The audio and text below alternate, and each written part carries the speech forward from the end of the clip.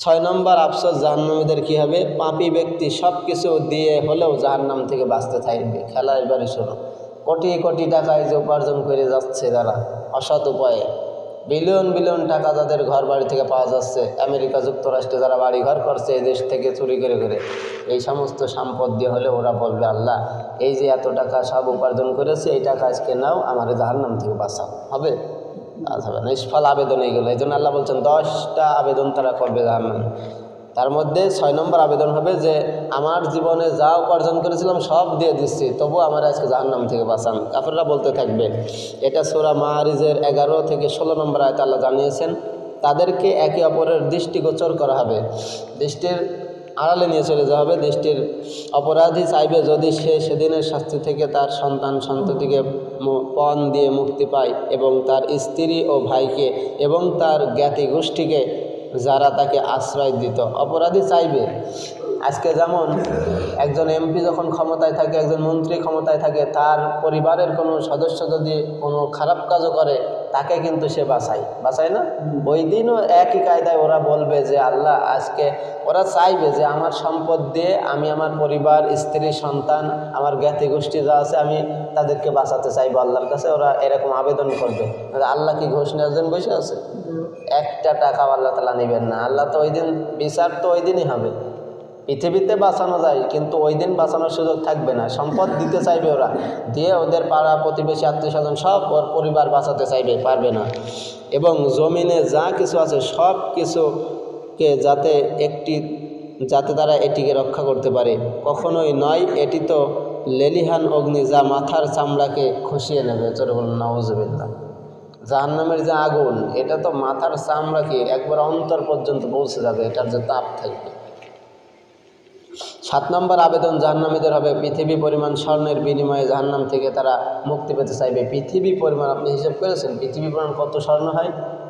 এত স্বর্ণ দিয়ে হলেও জাহান্নাম থেকে মুক্তি পেতে চাইবে। তার মানে জাহান্নামে আযাব কেমন, কতটা ভয়ঙ্কর হবে, জাহান্নামের গর্জন শুনে ওরা ভয় পেয়ে যাবে। সূরা আলে ইমরানের 91 নম্বর আয়াতে আল্লাহ জানিয়েছেন নিশ্চয় যারা কুফরি করেছে, আমার আয়াতকে অস্বীকার করেছে, কাফের অবস্থায় মারা গিয়েছে। যারা আল্লাহকে অস্বীকার করে আবার ওই অবস্থায় মারা যায়, তাদের কারো হতে জমিন ভরা স্বর্ণ গ্রহণ করা হবে না।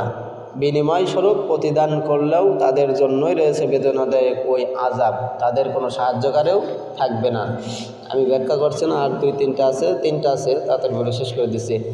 আর 7 নম্বর আফসোস তাদের হবে, 8 নম্বর আফসোস তাদের হবে আমি যদি আল্লাহর সাথে শরিক না করতাম। আজকে আলেমরা মানুষদেরকে বোঝায় যে আপনারা শরিক করবেন না, শিরক করবেন না আল্লাহর সাথে, শিরকের গুনাহ আল্লাহ কখনো মাফ করে না। ওই দিন কাফেররা বলবে যে হায় আফসোস, আমরা যদি আল্লাহর সাথে শিরক না করতাম আজকে আমাদের জীবনে যে গুনাহ আছে এটা হয়তো আল্লাহ মাফ করে দিত, ছোট ছোট গুনাহগুলো। তারা কি বলতে থাকবে ওই দিন? তারা বলতে থাকবে, হযরতে আবু হুরায়রা রাদিয়াল্লাহু তাআলা আনহু থেকে বর্ণিত একটি হাদিসের মধ্যে এসেছে, তিনি বলেন বিশ্বনবী সাল্লাল্লাহু আলাইহি ওয়াসাল্লাম ইরশাদ করেছেন সমস্ত জাহান্নামবাসী জান্নাতে তার ঠিকানা দেখতে পাবে। কথা খেয়াল করেন, জাহান্নামীরা জান্নাতে তার ঠিকানা দেখতে পারবে। তার মানে প্রত্যেকটা ব্যক্তির জন্য আল্লাহ তাআলা কিন্তু জান্নাত নির্দিষ্ট করে রেখেছেন। কিন্তু কৃতকর্মের কারণে, কাজকর্ম খারাপ হওয়ার কারণে জাহান্নামে যাবে, কিন্তু সে তার আবাসস্থল দেখতে পারবে। যে তখন আফসোস করবে যে আল্লাহ হায় আফসোস, ভালো কাজ করে আসলে আজকে ওই জান্নাতে আমি থাকতে পারতাম, আরামে এসে থাকতে পারতাম, কিন্তু খারাপ কাজ করার কারণে আজকে আমি জাহান্নামে। বিশেষ করে শিরকের গুনাহ মারাত্মক গুনাহ। আল্লাহ তাআলা শিরকের গুনাহ কখনোই মাফ করবেন না, ওর জন্য চিরস্থায়ী জাহান্নাম ছাড়া কিচ্ছু নাই। তখন সমস্ত জাহান্নামবাসী জান্নাতে তার ঠিকানা দেখতে পারবে আর আফসোস করে বলবে হায় আল্লাহ, যদি আমাকে হেদায়েত প্রাপ্ত করতেন, তা দেখা তাদের জন্য আফসোসের কারণ হবে। ওই জান্নাত দেখবে আর ওর পাড়া প্রতিবেশী যেই ভাইরা জান্নাতে থাকবে ও আফসোস করবে, আব্দুর রহিম ভালো কাজ করেছিল, নামাজ পড়েছিল, রোজা রেখেছিল, ভালো ভালো কাজ করেছিল, আল্লাহর সাথে শরীক করেনি, সে আজ জান্নাত পেল, আমিও যদি ভালো কাজ করতাম আজকে আমিও জান্নাত পেতাম। এরকম আফসোস করবে তারা। পৃথিবীতে আমরা আফসোস করি না? কোনো ব্যক্তি যদি একটা কিছু পেয়ে যায় ভালো কিছু করে, তখন আফসোস করে না, আমিও যদি ওর মতো পরিশ্রম করতাম তাহলে আছে এটাও আমি পেতাম। আর প্রত্যেক জান্নাতীকে জাহান্নামে তার ঠিকানা দেখানো হবে। তখন সে বলবে যদি আল্লাহ আমাকে হেদায়েত না দিত তাহলে আমাকে সেখানে যেতে হতো। জান্নাতীরাও তাদের আবাসস্থল দেখতে পারবে। তারাও বলতে থাকবে আফসোস করে যে আল্লাহ যদি আমাদের হেদায়েত না দিত তাহলে আজকে আমাদের ওইখানে যাওয়া লাগতো, কষ্টে থাকা লাগতো। তা দেখার জন্য, তা দেখা হবে তার জন্য কৃতজ্ঞতা প্রকাশের কারণ, মানে তারা কৃতজ্ঞতা আল্লাহর শুকরিয়া আদায় করবে, আল্লাহ তাআলা যে তাদেরকে জান্নাত দিয়েছেন এটার জন্য তারা শুকরিয়া আদায় করবে। এরপর রাসূল সাল্লাল্লাহু আলাইহি সাল্লাম তেলাওয়াত করলেন, হায় আল্লাহর প্রতি আমার কর্তব্য, আমি যে শৈথল্য করেছি তার জন্য আফসোস।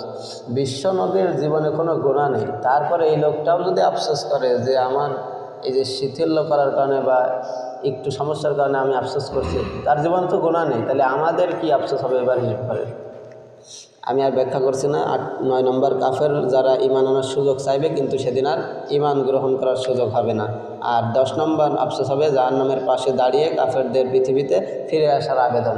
জাহান্নামের পাশে তারা দাঁড়িয়ে দাঁড়িয়ে পৃথিবীতে যাওয়ার জন্য আল্লাহর কাছে আবেদন করবে যে আল্লাহ আমাদেরকে আবার আপনি পৃথিবীতে পাঠান, আমরা ভালো কাজ করে আসবানে, আর খারাপ কাজ পারবো না, আমাদের আবার পৃথিবীতে পাঠান।